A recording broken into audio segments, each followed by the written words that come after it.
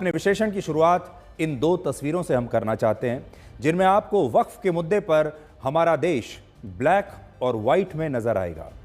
एक तरफ भारत के वो मुसलमान हैं जो संसद में वक्फ बिल के पास होने पर जश्न मना रहे हैं, और दूसरी तस्वीर उन मुसलमानों की है जिन्होंने नए वक्फ कानून को मुसलमानों के साथ ज्यादती बताया है। यानी एक तरफ विरोध है और दूसरी तरफ आपको जश्न दिखाई देगा, और ये सब एक ही देश में हो रहा है, एक ही कानून को लेकर हो रहा है। आप सोचिए, वक्फ कानून को लेकर मुसलमान जश्न भी मना रहे हैं और विरोध भी कर रहे हैं। आज पश्चिम बंगाल, गुजरात, बिहार, झारखंड, तमिलनाडु, तेलंगाना, कर्नाटक और असम जैसे राज्यों में इस नए वक्फ कानून के खिलाफ जुम्मे की नमाज के बाद विरोध प्रदर्शन हुए। लेकिन इन विरोध प्रदर्शनों को देखकर ऐसा नहीं लगता कि भारत के सभी आम मुसलमानों ने इस कानून का विरोध ही किया है। विपक्षी दलों ने तो यह कहा था कि अगर यह बिल संसद से पास हुआ तो भारत का मुस्लिम समाज इसे कभी स्वीकार नहीं करेगा और देश भर में इसके खिलाफ पहले दिन से ही आंदोलन शुरू हो जाएंगे। लेकिन कल देर रात राज्यसभा में इस बिल के पास होने के बाद भी देश में बड़े स्तर पर कोई विरोध प्रदर्शन नहीं हुआ, और इससे यह पता चलता है कि जिस तरह से विपक्ष के नेता इस बिल को देख रहे थे, उससे शायद भारत के सभी आम मुसलमान सहमत नहीं हैं। और इस बात को आप इन तस्वीरों से भी समझ सकते हैं, जहां दिल्ली, अलीगढ़, भोपाल और मुंबई जैसे शहरों में इसी देश के मुसलमानों ने इस बिल के पास होने का जश्न मनाया है। तो जश्न की तस्वीरें आप देख लीजिए। आपको याद होगा, इससे पहले अयोध्या में राम जन्मभूमि के मामले को लेकर भी यही कहा जाता था कि अगर अयोध्या में राम मंदिर बना तो भारत में शहरों में सड़कों पर आग लग जाएगी, पूरा देश जल उठेगा और अरब के देश भारत को कच्चा तेल देना बंद कर देंगे। लेकिन हकीकत यह है कि आज अयोध्या में राम मंदिर भी बन चुका है और प्रधानमंत्री नरेंद्र मोदी को 6 इस्लामिक देश अपने यहां का सर्वोच्च नागरिक सम्मान भी दे चुके हैं, और इनमें वो फिलिस्तीन भी शामिल है जिसका नाम लेकर हमारे देश के नेता सबसे ज्यादा तुष्टीकरण की राजनीति करते हैं। सबसे बड़ी बात यह है कि इस मुद्दे पर भारत के आम मुसलमानों से ज्यादा भारत के विपक्षी नेता परेशान हो रहे हैं। इस बिल के संसद में पास होने के बाद विपक्ष के कुछ नेता अब सुप्रीम कोर्ट पहुंच गए हैं और सुप्रीम कोर्ट से इस नए वक्फ कानून पर रोक लगाने की मांग की है। इनमें से एक याचिका असदुद्दीन ओवैसी ने दायर की है और दूसरी याचिका बिहार से कांग्रेस के सांसद मोहम्मद जावेद ने दायर की है। इसके अलावा तमिलनाडु की डीएमके पार्टी ने भी सुप्रीम कोर्ट में इस कानून को चुनौती देने का ऐलान किया है, और ऐसी पार्टियों की लिस्ट लगातार बढ़ती जा रही है जो अब अदालत जा रही हैं इस कानून को रुकवाने के लिए।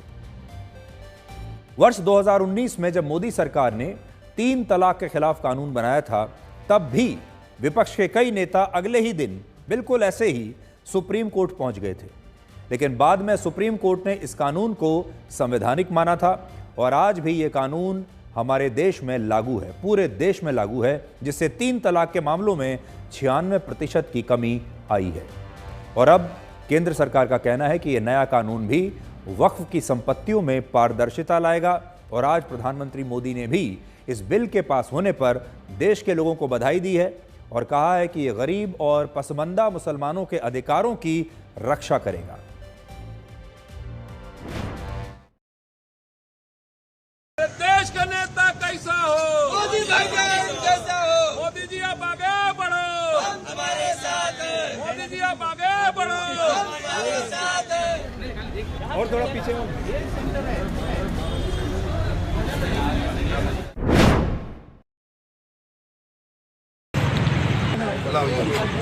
वही बेटे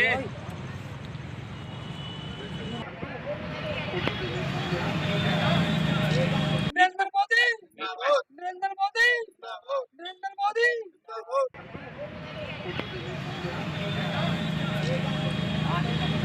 तो हमने अलीगढ़ में मोमबत्ती का वक्फ संशोधन बिल का सिंबल बना करके और कैंडल जला करके खुशी का इजहार किया है। और जो पुराना कानून था, तानाशाही कानून वक्फ बिल का, तो उस कानून का, काले कानून का खात्मा हुआ।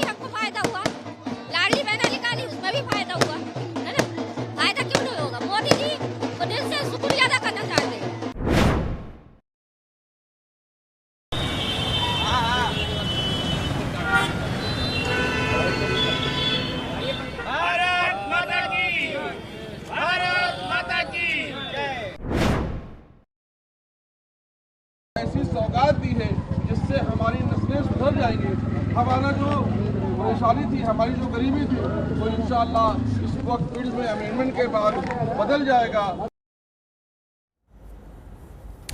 आज जो लोग ये कह रहे हैं कि इस समय नए वक्फ कानून की भारत को कोई ज़रूरत नहीं थी और ये कानून सिर्फ मुसलमानों को निशाना बनाने के लिए लाया गया है, उन्हें केरल की इन तस्वीरों को आज ज़रूर देखना चाहिए। इन तस्वीरों को मिस मत कीजिए, बड़ी ख़ास तस्वीरें हैं।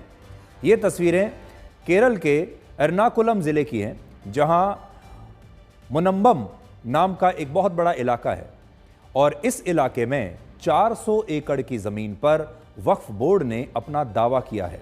इस ज़मीन पर 600 परिवार रहते हैं, जिनमें से 400 परिवार अल्पसंख्यक ईसाई धर्म से हैं और अब भी ये वक्फ बोर्ड के दावे के खिलाफ अदालत में लड़ रहे हैं।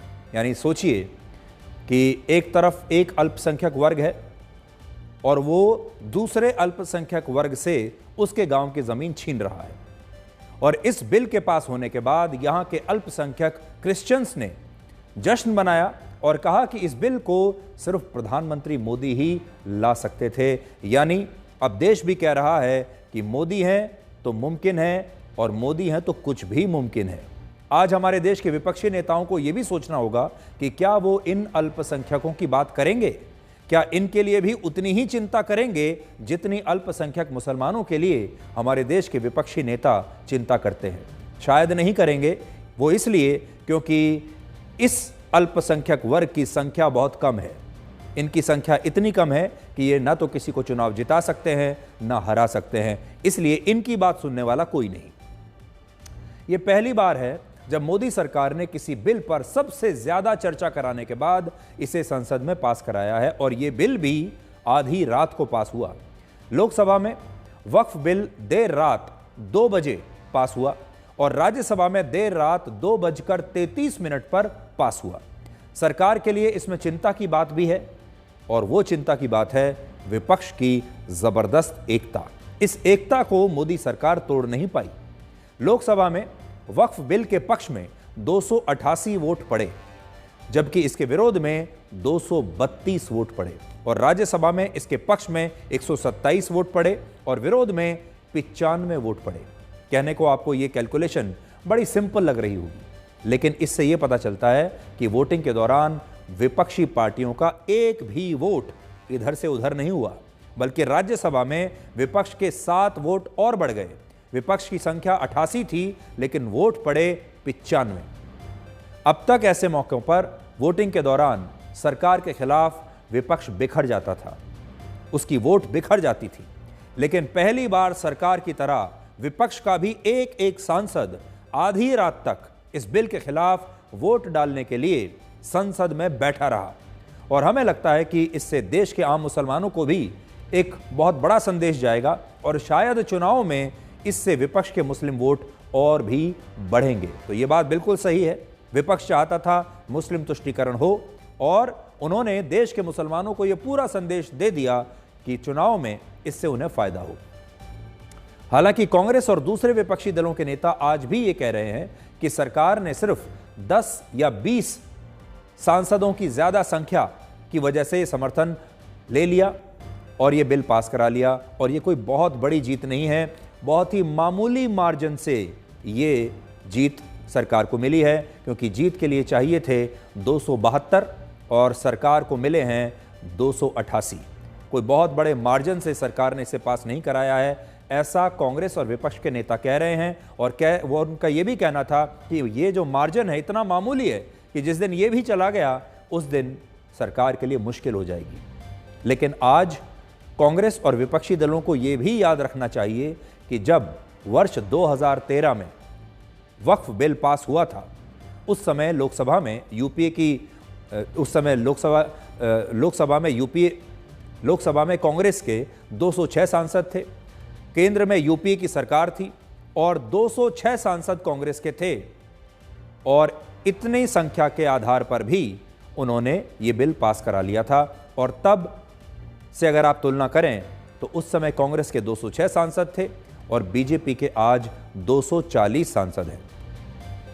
और वर्ष 1995 में जब इससे पहले वक्फ कानून में संशोधन हुआ था तब भी कांग्रेस के लोकसभा में 232 सांसद थे, लेकिन आज बीजेपी के उससे भी ज्यादा 240 लोकसभा सांसद हैं और 240 सांसदों में भी बीजेपी ने लोकसभा और राज्यसभा दोनों सदनों में इस बिल को बहुत आराम से पास करा लिया।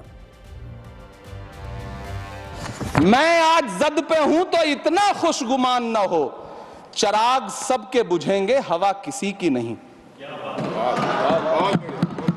नीतीश कुमार जी हो, चंद्रबाबू नायडू जी हो, चिराग पासवान जी हो, जयंत चौधरी जी हो, देवे गौड़ा जी हो, जीतन राम मांझी जी हो, सबको समझना पड़ेगा कि जब जंगल में आग लगती है तो न वो बरगद बचते हैं जो हवा को आंधी में तब्दील करते हैं, न वो बांस बचते हैं जो आपसी रगड़ से चिंगारी पैदा करते हैं।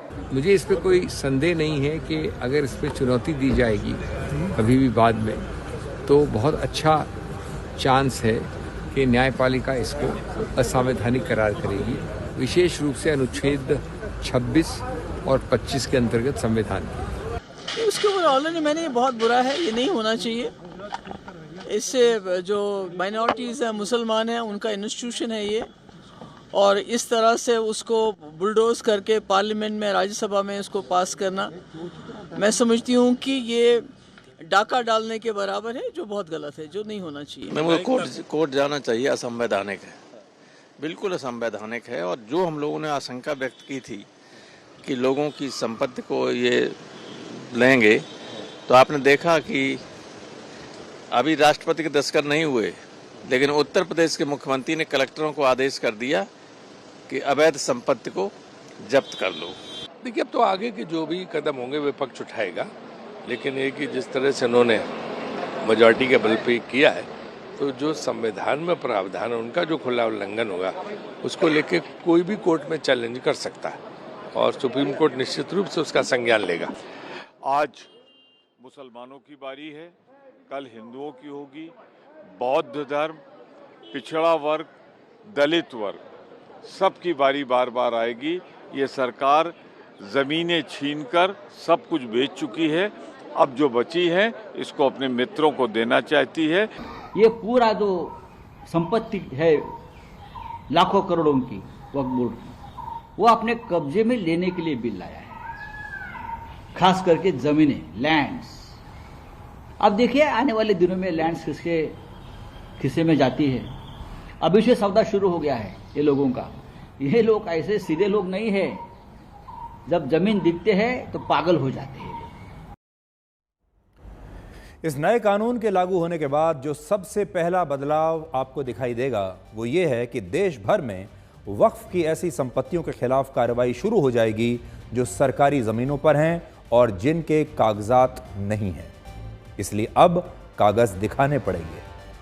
उत्तर प्रदेश में मुख्यमंत्री योगी आदित्यनाथ ने इसकी तैयारी शुरू भी कर दी है और राजस्व विभाग ने यह बताया है कि उत्तर प्रदेश के सुन्नी वक्फ बोर्ड के पास जो 1,24,000 संपत्तियां और ज़मीनें हैं, उनमें से सिर्फ 2,500 ज़मीनों के ही कागजात हैं, जबकि शिया वक्फ बोर्ड के पास जो 7,785 ज़मीनें हैं, उनमें से भी सिर्फ 430 ज़मीनों के ही कागज़ हैं।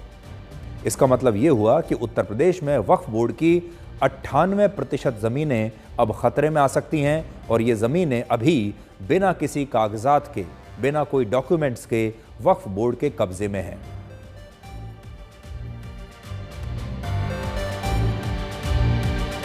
हालांकि यहां केंद्र सरकार की बात भी बड़ी महत्वपूर्ण है, जिसने संसद में बहस के दौरान ये कहा कि पुरानी मस्जिदों और कब्रिस्तान की ज़मीनों में सरकार का कोई दखल नहीं होगा।